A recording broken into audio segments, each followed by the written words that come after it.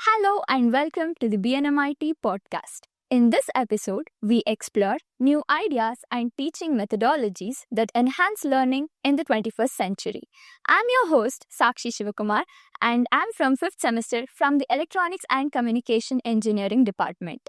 And today, we are here to discuss the importance of activity-based teaching and thus dive into a topic that's transforming higher education through activity-based teaching. Firstly, I would like to introduce our guest, Professor Sarala T, who is from the Electronics and Communication Engineering department. She strongly believes and stands by the phrase that teaching methodologies have to change. Whether you're a teacher or a student, you will gain valuable perspective on innovative methodologies in teaching through this episode. I welcome you, ma'am. Thank you, Sakshi, for having me in this podcast. As I believe activity-based teaching is a future of education, I'd love to talk about this.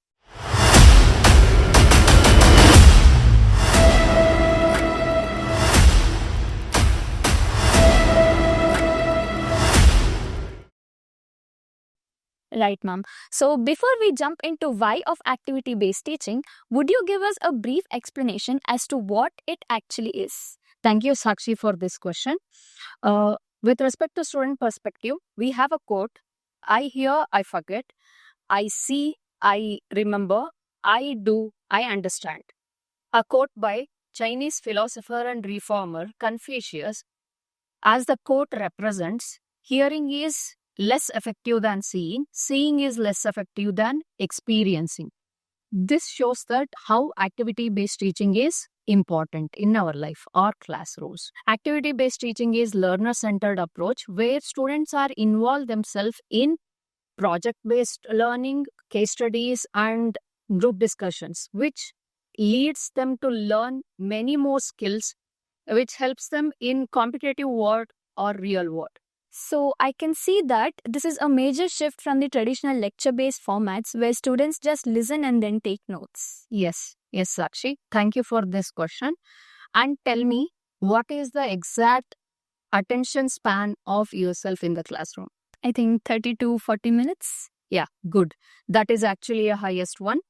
Normally, with respect to studies, it is 10 to 15 minutes only.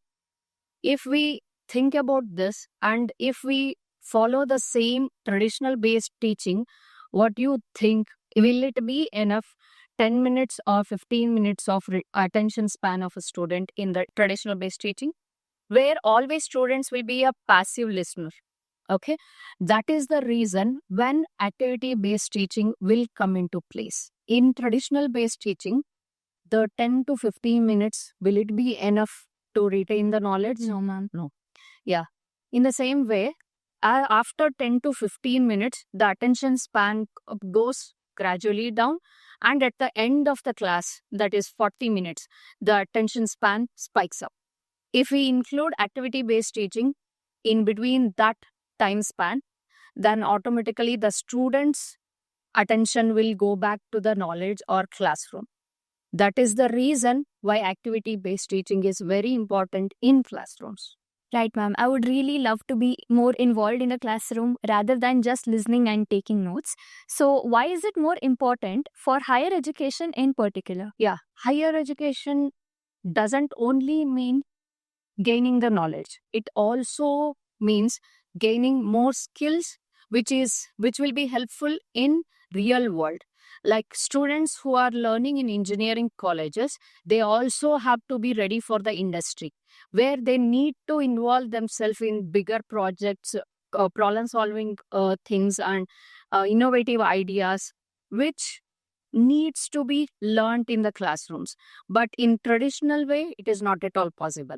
That is the reason when we are involving them in the activity-based teaching or learning process, where they will be doing the projects which are related to the industry, when they involve themselves in activity-based learning, their critical thinking capacity and cognitive skills will enhance, which will help them solving real world problems. Right. So it is more about preparing the students for the real world then. So how does this approach enhance those critical skills which are required for the real world? Students will be involving themselves in preparing the projects, solving the problems, group discussions. All these will help them learn many things in many ways, which will enhance their skills.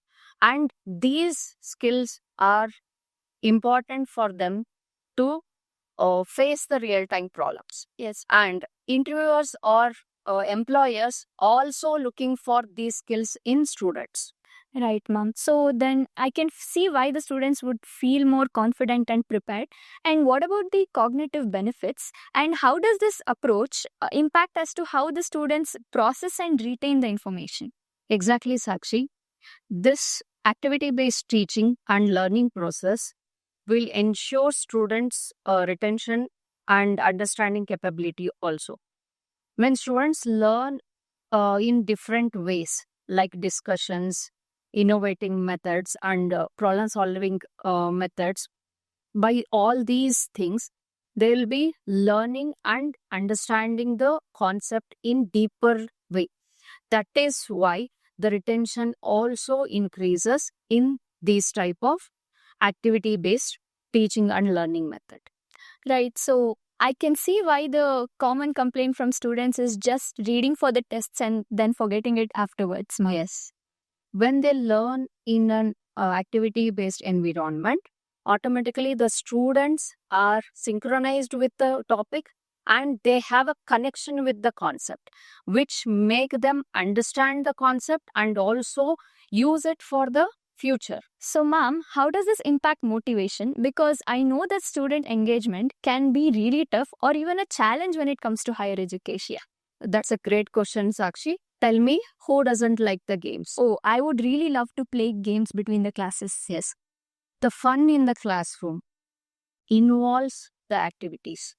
That is the reason students will be always motivated towards activity-based learning environment. That is the reason students will be always involved and will be excited towards these type of classes. So, ma'am, then what is the role of the instructor? Because it feels like it's a major shift for them in responsibility as well.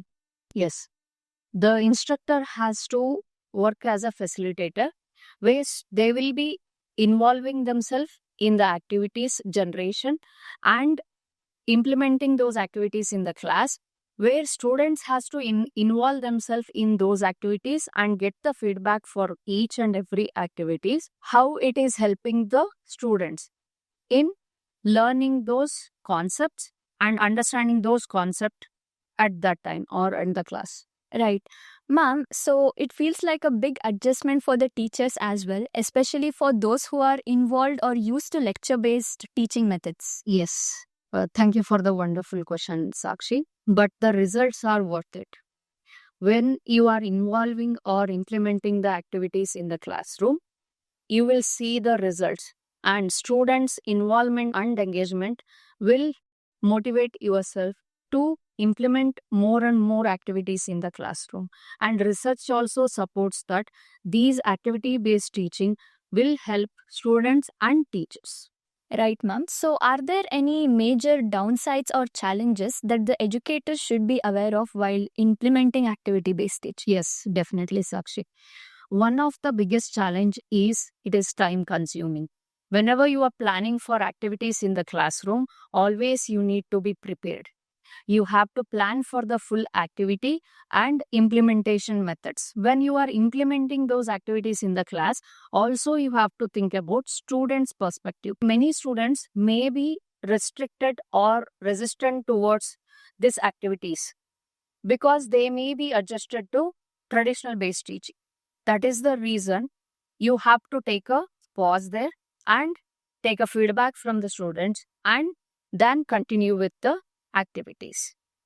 Right, ma'am. That really makes sense. And what is one tip or any advice that you would like to give our educators who are starting to implement or incorporate activity-based teaching in their classroom? I can say that always start small.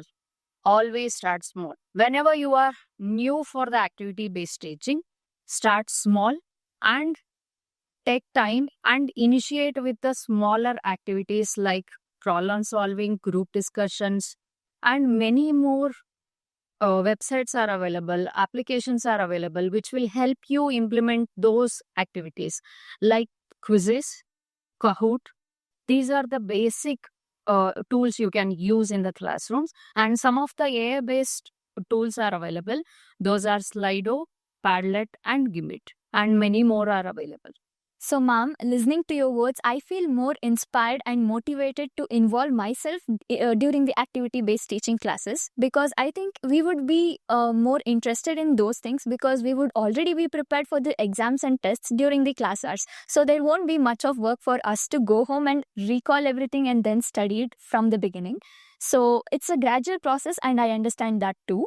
And before we wrap up, what is one takeaway that you want our listeners to remember about activity-based teaching? Yes. Important takeaway from this is activity-based teaching will enhance and creates the meaningful and impactful learning experience for the students, and which will enhance the students' skills for the real world, which will not only prepare the students for exam, but also for the future outside the class. Right, ma'am. That was indeed a powerful message. And thank you so much for joining us today and sharing your insights on this vital topic. Thank you, Sakshi. My pleasure, ma'am. And thank you, listeners, for tuning into the importance of activity-based teaching. If you're a teacher, I hope you have gained some inspiration in bringing activity-based teaching into your classroom. Stay tuned, stay informed, and stay authentic. Don't forget to subscribe, and we'll see you next time.